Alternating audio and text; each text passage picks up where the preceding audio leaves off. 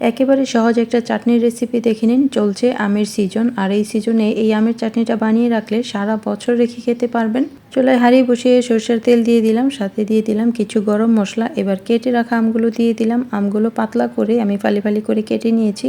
এবার এর সাথে স্বাদ মতো গুড় অথবা চিনি দিয়ে নিতে হবে। তবে আখের গুড়টা দিলে কালারটা যেমন সুন্দর আসে, আবার আচার বা চাটনি টেস্টও অনেক ভালো আসে।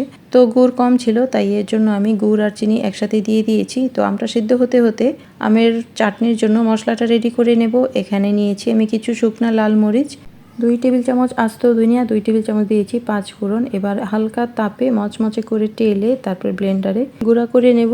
আর এদিকে আমগুলো সিদ্ধ হয়ে গেছে, তো আমি আরও 1 কাপ গুড় দিয়ে দিলাম, সাথে দিয়ে দিলাম স্বাদ মতো লবণ, আর দিয়ে দেব চাটনিটা যেন ভালো থাকে সেজন্য ভিনেগার। আর দেখুন মশলাগুলো আমি গুঁড়া করে নিয়েছি। এবার এগুলো এর মধ্যে দিয়ে দেব। আর মশলা দিতে হবে যার যার স্বাদ অনুযায়ী, যে যেমন ঝাল মশলা পছন্দ করেন সে মতো দেবেন। তো একসাথে ভালো করে মিশিয়ে নেব। আর যেহেতু আমি মিষ্টি চাটনি করব, তাই যতক্ষণ পর্যন্ত পারফেক্ট একটা মিষ্টি না হয়েছে ততক্ষণ পর্যন্ত আমি গুড় চিনি দিয়ে নিয়েছি। তো এখানে প্রচুর গুড় চিনি লেগেছে, যেহেতু আমগুলো অনেক টক ছিল। আর গুড় চিনি দিতে দিতে চাটনির পরিমাণও বেড়ে গেছে। তো আবারও চিনি দিয়ে নিলাম। যতই চিনি দিচ্ছি খালি টকই মনে হচ্ছে। তো পারফেক্ট একটা মিষ্টি হওয়ার আগ পর্যন্ত চিনি দিয়ে জাল করে যখন চাটনির পানিটা একেবারে শুকিয়ে ভেতর থেকে গা ছেড়ে আসবে মনে হবে, তখন চুলাটা বন্ধ করে দেবেন। আর এই দেখুন ঠান্ডা হওয়ার পর চাটনিটা এত সুন্দর হয়েছে, কালারটা যেমন সুন্দর হয়েছে তেমনই একেবারে শুকনা মাখা মাখা একটা চাটনি। পোলাওয়ের সাথে এই চাটনিটা অসাধারণ লাগে, খিচুড়ির সাথেও বেশ লাগে।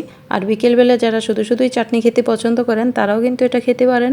সারা বছর রেখে খেতে পারবেন একেবারে কোনো বাড়তি যত্ন ছাড়া। ফ্রিজে রেখেও রাখতে পারেন, আবার ফ্রিজ ছাড়া রাখলেও এটা ভালো থাকে, শুধু মাঝে মাঝে একটু রোদে দেবেন কৌটাটা।